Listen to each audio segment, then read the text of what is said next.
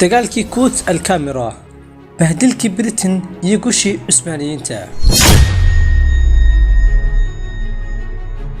sanad kasta bisha Abriil waxay Turkigu dabaaldegaan ama xusaan guushii ay gaadheen Cusmaaniyiintu. dagaalkii Quds al-Kamira ee 1916 kaasoo lagu jabiyay Ingiriiska. haddaba sidee ay wax u dhaceen? Ingiriiska ayaa soo weeraray ciidamo ka tirsan boqortooyadii Cusmaaniyiinta, kuwaasoo badnaa ciidamo sirdoon ah iyo qaar si gaar ah loo tababaray.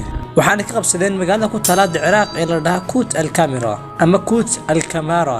saraakiisha sirdoonka ee dawladda Cusmaaniyiinta ayaa ka guuleystay inay jeel ka bixiyaan iyagoo 40 nin ah, maadaama hayeen ciidamo si fiican u tababaran.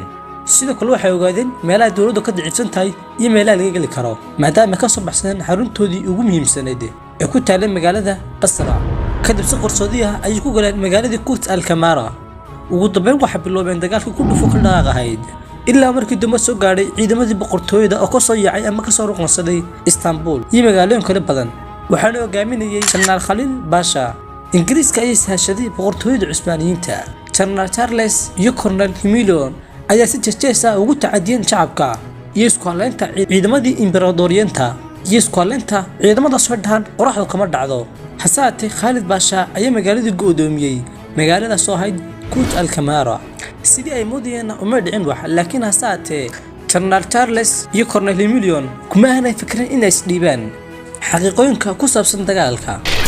wax go'doomatay magaaladii Quds al-Kamara dabayaaqadii 1915. Ingiriiska ayaa dalbaday ciidan badbaado, hasaatee ciidamadii sirdoonka Cusmaaniyiinta ayaa ogaatay bartamii bishii Maarch 1916 waxa dhigtay dhiig la daray in ka badan 8,000 oo ciidamadii Ingiriiska ahaa, kuwaas oo ku badbaadada ay dalbadeen. haddana Ingiriisku mar kale ay dalbadeen cunto iyo cabitaan iyo hub, hasaatee way ku fashilmeen oo waa la ogaaday. bishii Abriil horaanteedii 1916 waxa magaalada Quds al-Kamara gudaheeda ka dilaacay jabhada, taasoo hogaaminayaan sirdoonka Cusmaaniyiintu, waxaana gubeen hubkii Ingiriiska. sidoo kale waxay intii Ingiriiska u dagaalamay ku qanciyeen inay haddana dib ula dagaalamaan Ingiriiska, sidoo kalena una soo jaajuusaan. 16 Abriil ayay Ingiriisku isku dayeen inay jabiyaan go'doonka, laakiin hindidii iyo sirdoonkii magaalada Quds al-Kamara kadib waxa lagu jabiyay goobaha duleedka magaalada Quds al-Kamara ee loo yaqaano Sulaymaan Bag. ugu dambeyn markii Ingiriisku xumaaday arrinku, waxay ogolaadeen in la saxiisto ama ay galaan heshiis, waxaana soo bandhigeen inay bixiyaan 1 milyan oo lacagta Ingiriiska ah iyana hub ka dhigayaan oo aan dib noola dagaalami doonin dawladda Cusmaaniyiinta. laakiin taas waxa ka diiday oo ganafa ku dhuftay General Khalil Pasha. waxay sidoo kale isku dayeen in cuntada loo soo mariyo xagga hawada, laakiin sidoo kale taas loo suurtagal weeday oo diyaaradii waa la soo riday oo dhulka ayaa la sameeyay. 28 Abriil 1916 ayay Ingiriisku ku xumaatay xaalkii markii ay waayeen wax cunaan iyo wax cabaan.